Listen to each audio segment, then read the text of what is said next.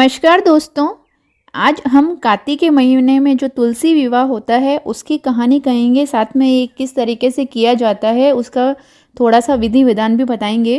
तो यहाँ पर जो है कथा शुरू कर रही हूँ मैं तुलसी विवाह की।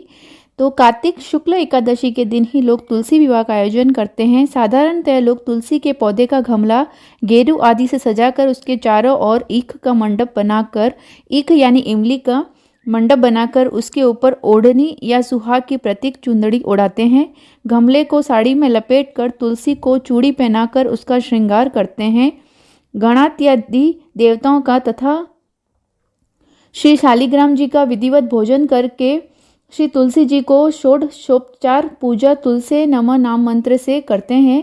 तत्पश्चात एक नारियल दक्षिणा के साथ में टीका के रूप में रखते हैं तथा भगवान शालिग्राम जी की मूर्ति का सिंहासन हाथ में लेकर तुलसी जी की 7 परिक्रमा कराएं और आरती के पश्चात विवाह उत्सव पूर्ण करें। विवाह के समान ही अन्य कार्य करते हैं तथा विवाह के मंगल गीत भी गाए जाते हैं। तुलसी विवाह।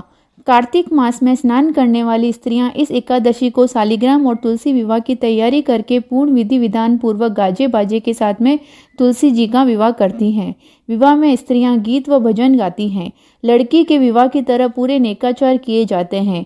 बारात का स्वागत दूल्हा ठाकर शालिग्राम जी के साथ में तुलसी का विवाह लड़की की तरह करके साज साधन के साथ विदाई की जाती है। एक बहुत ही बड़े उत्सव की तरह इसको मनाया जाता है और ये कार्तिक महीने में एकादशी जो आती है दीपावली के बाद में उस समय ये मनाया जाता है। कार्तिक की तुलसी माता की कहानी।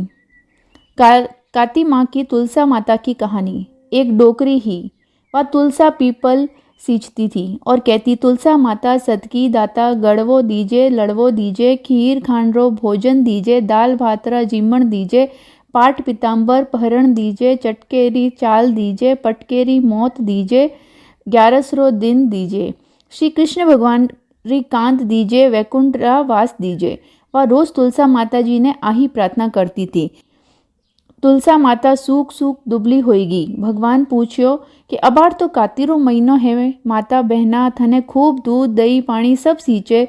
जब तुलसा माता कहो कि एक डोकरी रोज मारे कनु इतना वासा मांगे कि मैं वीणे और तो सब दे दूं पर आपरी कांद कटे सु देऊं। भगवान कहो मैं डोकरी ने कांद में घणी देऊं, तू चिंता मती कर। डोकरी कह दीजे आज से 7वें दिन थारी मौत है, तुलसी वापस हरिया भरिया होगी। तुलसी माता डोकरी ने कहो कि आज से 7वें दिन थारी मौत है। डोकरी घरे जाने बेटा पोता ने कहवे आज से 7वें दिन मारी मौत है। डोकरी नाई धोई पीताम्बर पैरिया केसर तिलक करिया गंगा जल लियो और रेणका बिछाने सोएगी।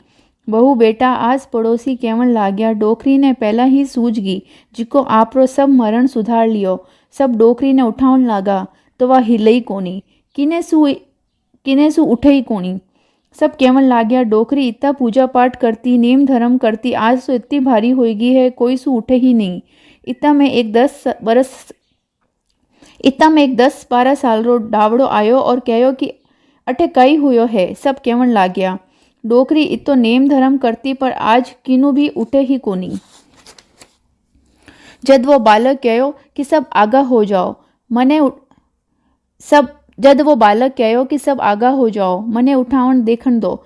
जब सबको कहो कि मैं इतना जना नहीं उठा सकिया तो तू बालक होने की कर उठाई, तू तो बालक कहो कि मने देखन दो दर्शन करन दो। वो जाने डोकरी रे कान में कहो डोकरी गड़वो ले लड़वो ले, खीर खांडरो भोजन ले, पाट पीताम्बर पैरण ले, वैकुंठारा वास ले। डोकरी रे चिट्टूड़ी आंगली लगाई, ऊपर सु विमान आयो। डोकरी सीधी स्वर्ग में गई। लोग देखिया वो बालक दिखे ही कोनी। सब केवल लाग्या तो भगवान ही था। डोकरी ने सीधा वैकुंठ धाम में ले गया।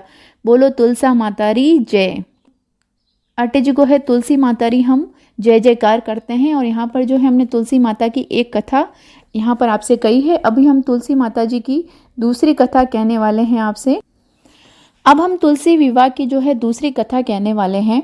तो एक परिवार में ननंद भाभी रहती थी। ननंद अभी कुंवारी थी। वह तुलसी जी की बड़ी सेवा करती थी पर भाभी को यह सब फूटी आंख भी नहीं सुहाता था। कभी कभी तो वो गुस्से में कह देती थी कि जब तेरा विवाह होगा तो तुलसी ही खाने को दूंगी तथा तुलसी से ही तेरे दहेज में सब भर दूंगी, यानी तुलसी को ही तेरे दहेज में दूंगी। यथा समय जब ननंद की शादी हुई तो उसको भाभी ने बारातियों के सामने तुलसी का गमला तोड़ कर रख दिया। भगवान की कृपा से वह गमला स्वादिष्ट व्यंजनों में बदल गया।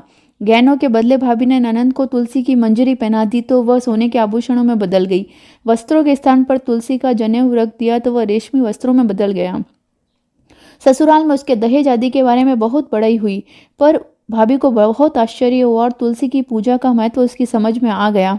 भाभी की एक लड़की थी, वह अपनी लड़की से कहती कि तू भी तुलसी की सेवा किया कर, मुझे भी तेरी बुआ की तरह फल मिलेगा। पर लड़की का मन तुलसी की सेवा में लगता ही नहीं था। लड़की के लिए विवाह का समय आया तो भाभी ने सोचा जैसा व्यवहार मैंने अपनी ननंद से किया उसी कारण उसे इतनी इज्जत मिली, क्यों ना मैं अपनी लड़के के साथ भी वैसा ही व्यवहार करूं।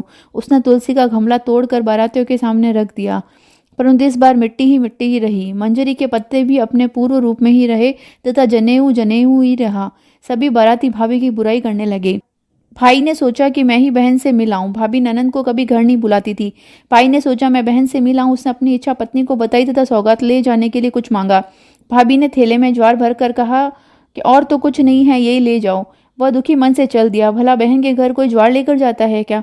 बहन के नगर के समीप उसने गौशाला में गाय के सामने ज्वार का थैला उलट दिया तो गोपालक ने कहा, ए भाई, सोना मोती गाय के सामने क्यों डाल रहे हो? भाई ने उसको सारी बात बता दी तथा सोना मोती लेकर प्रसन्न मन से बहन के घर चला गया। बहन बड़ी प्रसन्न हुई। हे तुलसी मैया, जैसे उस पर कृपा करी वैसे सब पर कृपा करना। तुलसी जी की पूजा का जैसा फल बहन को मिला वैसे ही सबको देना। बोलो तुलसी मैया की जय। कहानी आपको कैसी लगी मुझे कमेंट बॉक्स में बताइएगा, और कुछ नहीं तो कम से कम जय तुलसी मैया ही कमेंट बॉक्स में लिख दीजिएगा। मिलते हैं अगले ऑडियो में, तब तक अपना ख्याल रखिए। Take care, bye.